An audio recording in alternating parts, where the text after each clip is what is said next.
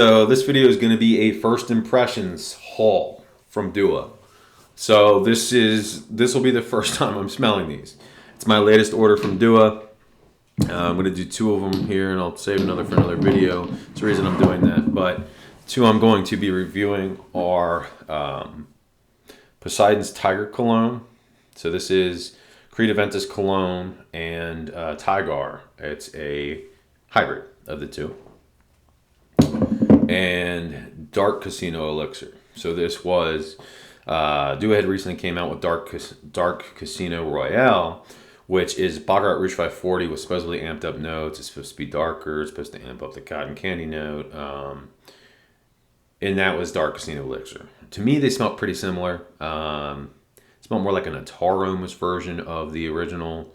It didn't project as well, but it did kind of hang around close to the skin better. So anyway, this I anticipate it's going to smell pretty close to the original. And then this, I imagine, the Tigar is going to be more prominent because it's a stronger scent profile by far, especially with the Ambroxan than Creed Aventus Cologne. But we'll see. I'm excited because I love Tigar. I'm a huge fan of Creed Aventus Cologne as well. So I'm going to try this one first.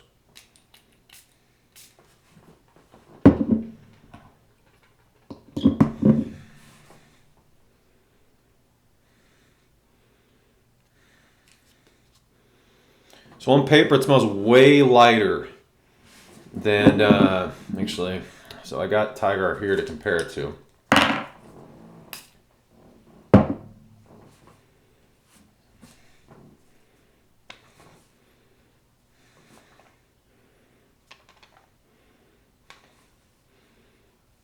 Yeah, it smells lighter. Again, that's on paper. Kind of do want to test it on skin, but these are so strong. I'll do it just for y'all. Let's see here.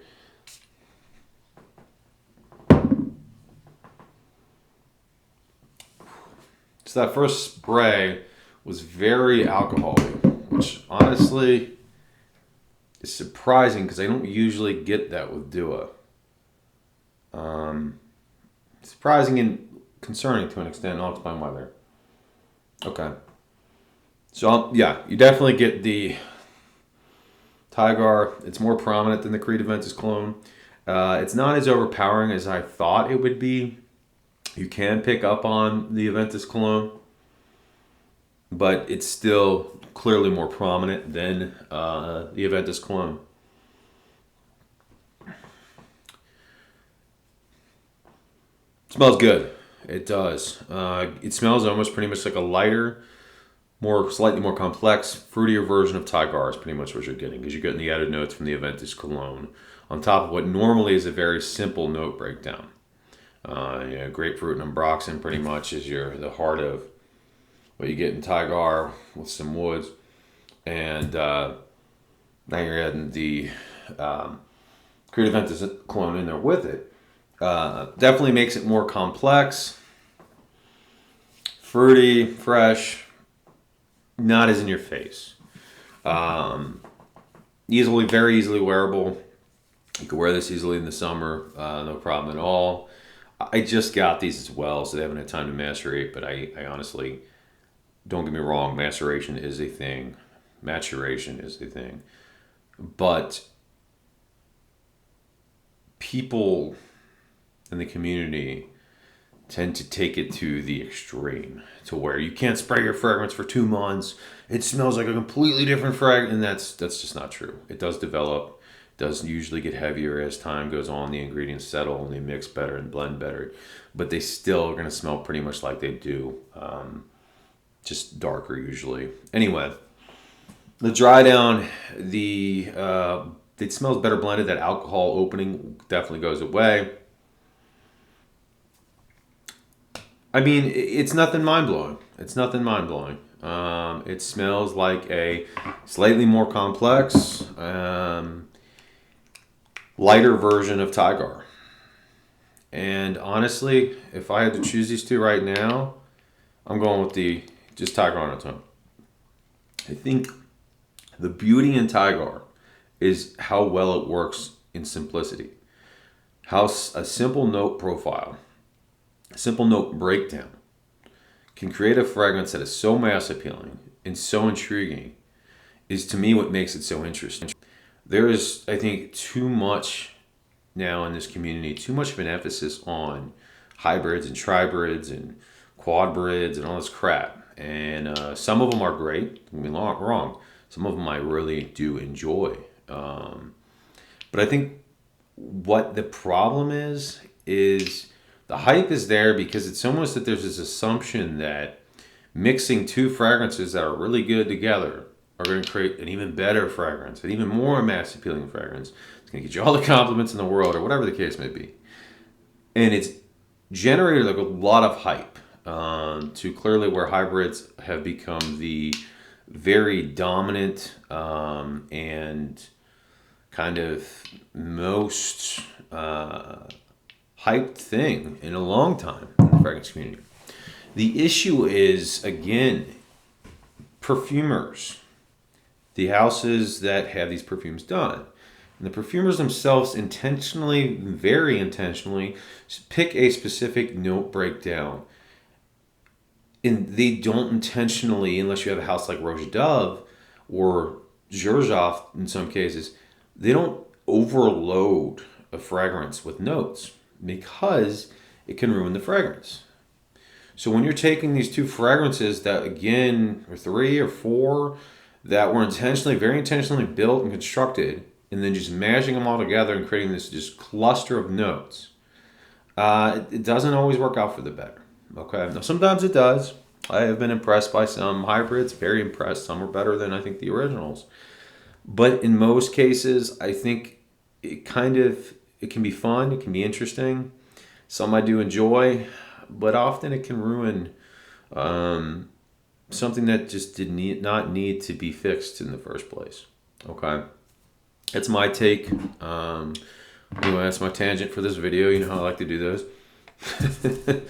So, Dark Casino Elixir. Let's check this one out. Ooh. Okay. And I got the OG here. Not 2.0, but the original Casino Elixir. Oh, that was already spread. Okay. Okay. So this is what it says it is. Darker. Not as sweet. Smells more woody. The original is very sweet. Cotton candy vibe. Sugary. Means, in my opinion, more feminine than it does unisex. Dark kind of takes it more to an actual unisex standpoint. If you're someone who doesn't like the sweet, overly kind of candy-like, cotton candy-like vibe from Casino Elixir or Baccarat Rouge 540, this might be more up your alley. This is darker, as the name implies, and it is more woody smelling, more masculine. Now, both of these,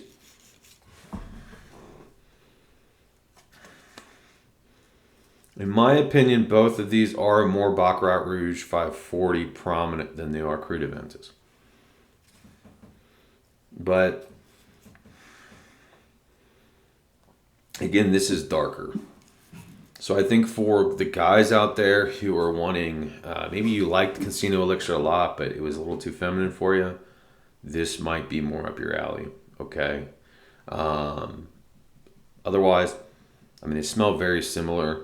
Again, this just has a darker, more woody kind of vibe to it, less of that sweet cotton candy in your face vibe.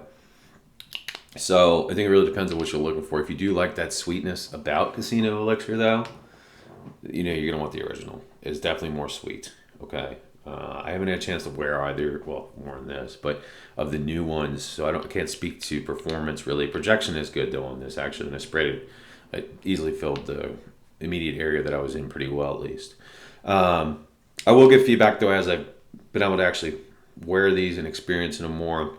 And same with Poseidon's Tiger Cologne. I'm actually going to wear that to the gym tonight. So I will give you more feedback on that as I am able to, okay? But as of right now, like I said, I if you already have Casino Elixir, you like Casino Elixir, you don't need to get Dark Casino Elixir. It's the same thing with a slightly more, again, sugars amped or toned down, the kind of like woody vibe, leads a little more masculine. That's it. Poseidon's Tiger Cologne, you're taking Enter the Tiger, making it slightly more complex with additional citruses and notes, and you're toning down the ambroxan and the in your face kind of punch that you get from Enter the Tiger.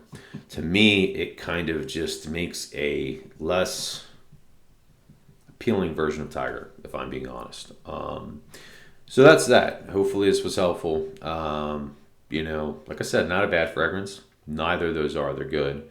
They're just not something I feel like you need to run out and buy. Okay. I know a lot of people do. Can't help themselves and end up doing it. But anyway, that's my opinion.